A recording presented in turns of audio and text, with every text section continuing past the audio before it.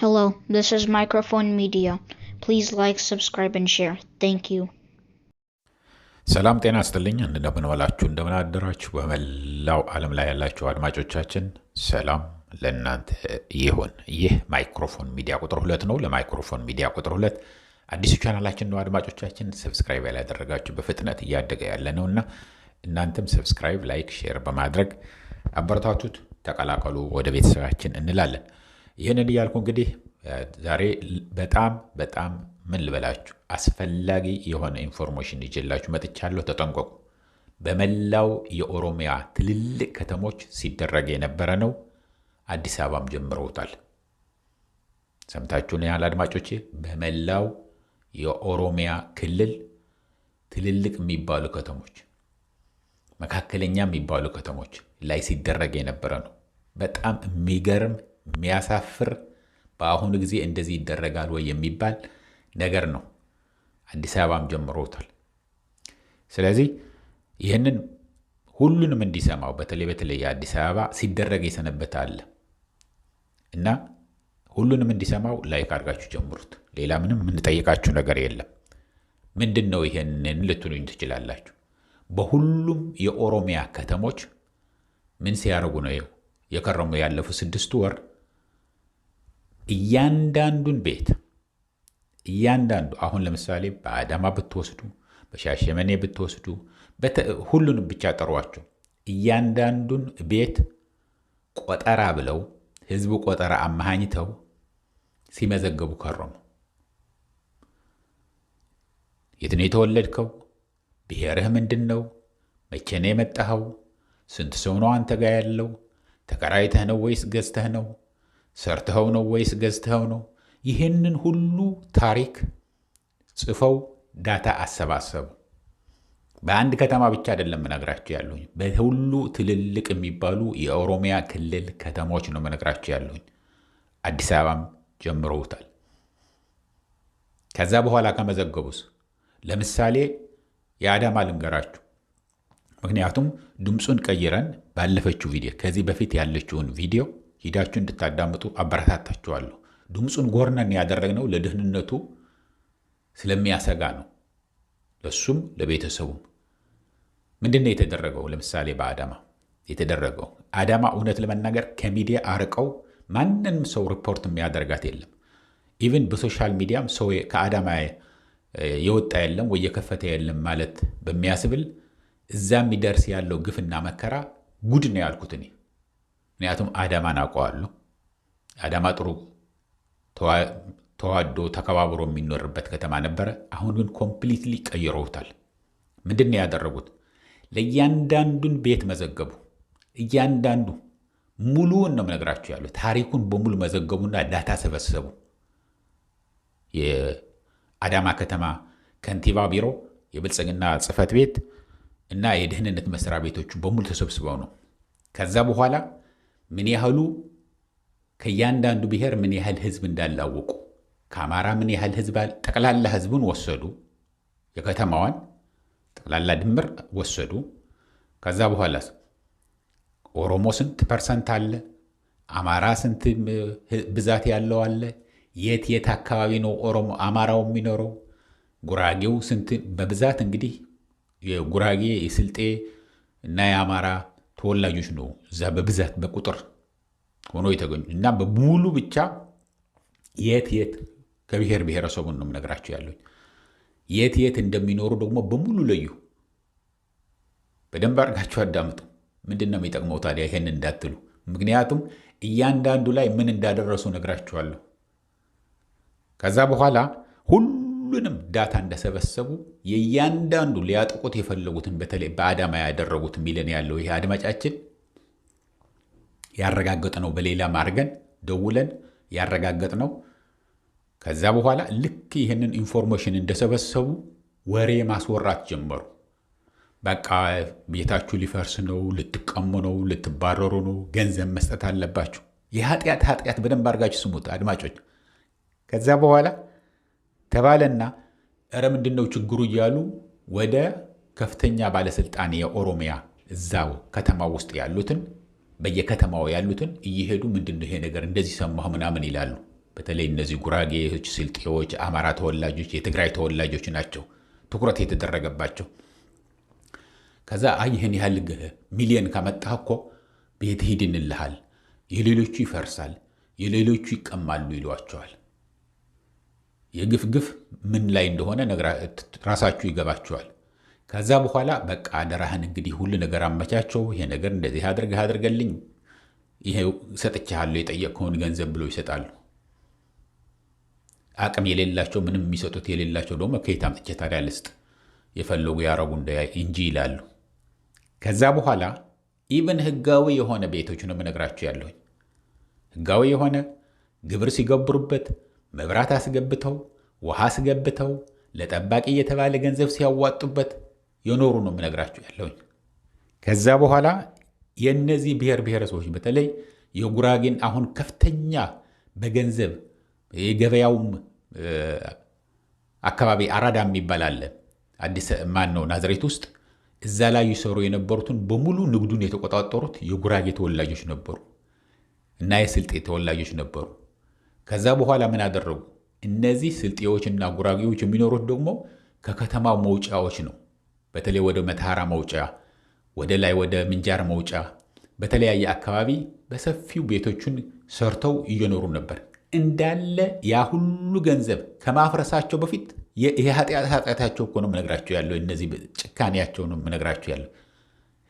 ዝም ብሎ ቤታቸው አፍርሰው እንኳን ሂዱ ቢሏቸው እኮ አንድ ነገር ነው። እንኳን ቤታቸው ላይ ያፈሰሱት ንብረት ይቅርና ባንክ ውስጥ ያስቀመጡት ገንዘብም ይዘው ሌላ ቦታ እንኳን እንዳይሰሩበት ወይ አንድ ነገር እንዳያደርጉበት በጉቦ ተቀበሏቸው። ከዛ በኋላ እንዳለ ድምጥማጡን አጠፉት። ድምጥማጡን አመድ ነው ያደረጉት ነው ያለው። ከኔ ልሳን አይደለም ከራሱ ከነገረን ሌሎቹንም አፕሎድ አድርጌ ያላችኋለሁ። በሚቀጥሉትን አደርጋለሁ። ከዛ በኋላ እንዳለ አፍርሰው አበረሯቸው። ስለዚህ ቤታቸው እዛ የነበረ ዕቃቸው ንብረታቸው በሙሉ በስኬቬተር እና በሎደር በምናምን እንዳለ አፈረሱ። ባንክ ውስጥ የነበረ ገንዘባቸው ጉቦ አምጡ እናድንላቸዋለን ብለው የተቀበሏቸውን እንዳለ በልተው ቀሩ። ከዛ ይባስ ብለው ደግሞ የከፋው እዚህ ላይ ነው ያለው። ባለ ንብረት ኖሮ ከንብረት ውጭ አድርገዋቸው ተከራይተውም እንዳይኖሩ እንዳታከራዩዋቸው፣ እነዚህ ብሔሮች እንዳታከራዩ። ይሄ ቶፕ ሴክሬት አድርገው የያዙት ነው። የአማራው፣ የትግራዩ፣ የጉራጌው እና የስልጤው ታርጌት የተደረጉ እነዚህ አራቱን ነው። ከዛ በኋላ የሚከራዩትን የሚያከራያቸው ማጥተው ያ ሁሉ ባለ ሀብት የነበሩ 30 ዓመት 40 ዓመት 50 ዓመት ወልደው ከብደው የኖሩበትን ከተማዎች የኦሮሚያ ትልልቅ የሚባሉ ከተሞች እንዳለ በሙሉ እየተጠራረጉ ወደ ሌላ ከተማ ወይ ወደ አዲስ አበባ ወይ ወደ መጡበት ወደ ስልጤም ወደ ጉራጌም ወደ አማራ ክልልም ወይ ደግሞ ወደ ፋኖም የሚቀላቀለው እንደዛ ነው። ተዘርፎ ነው እንዳለ ንብረቱን ተዘርፎ። አሁን ደግሞ ይህንን ሲደረግ የነበረ በየከተሞቹ ሲደረግ የነበረ አዲስ አበባ ውስጥ ገብተዋል። አዲስ አበባ መጀመሪያ በፖሊሶች ጀምሮ ነበር። የአዲስ አበባ ነዋሪዎች ምን እንደምናገር ያለሁኝ ታውቃላችሁ። ከዚህ በፊትም ሪፖርት አድርገነው ነበር። ከራሳችሁ ተደውሎ ተነግረን እንዳለ በፖሊሶች ማነህ፣ ከየት ነው የመጣኸው፣ ምን ያህል ጊዜ እዚህ ቆይተሃል፣ ምን ለምንድን ነው የመጣኸው፣ ተከራይተው ነው ወይ የምትኖረው፣ ምን ያህል ልጆች አሉ፣ ምን ገቢ ያለህ፣ ሁሉንም ኢንፎርሜሽን መሰብሰብ ጀመሩ። ምንድን ነው የምታደርጉት ያላችሁ? ወይ ፖሊስ ለምንድን ነው ህዝብና ንብረት ቆጠራ ውስጥ የገባው? የሚቆጠር ከሆነ የህዝብ ቆጠራ ደግሞ በሲቪሊያን ነው መቆጠር ያለበት እንጂ ፖሊሶች፣ የደህንነት መስሪያ ቤቶች ምንድን ነው እንደዚህ የምታደርጉት ያላችሁ ብሎ ሰው ሲያጉረመርም ምን አደረጉ? በሲቪሎች ደግሞ ጨረሱት። አሁን የአዲስ አበባ ህዝብም ማን የት እንደሚኖር ምን እንደሚሰራ ምን ያህል ሰው እንዳለ እዛ የሁሉም ዳታ አሁን ሰብስበዋል። እነዚህ ሰዎች እውነት ለመናገር ሰው ሲያይ በቃ የሚንቅም አለ። አይ የት ይደርሳሉ በቃ መፍረሳቸው ነው ምናምን። አሰራራቸው ግን ይሄ ታይቶ የማይታወቅ ወደ ጄኖሳይድ የሚወስድ አሰራር ነው የሚሰሩት ያሉት። አዲስ አበባ ውስጥ ማን የት እንደሚኖር አማራው በብዛት የሚገርማችሁ እንደ አጋጣሚ ሆኖ አንዳንድ ጊዜ በርከት ያለ ቦታ በርከት ያለ ህዝብ ከአንድ ክልል አንድ አካባቢ ሊሆን ይችላል። ስለዚህ የት ብቻ ማን እንደሚኖር ዳታውን አውቀዋል፣ መዝግበዋል።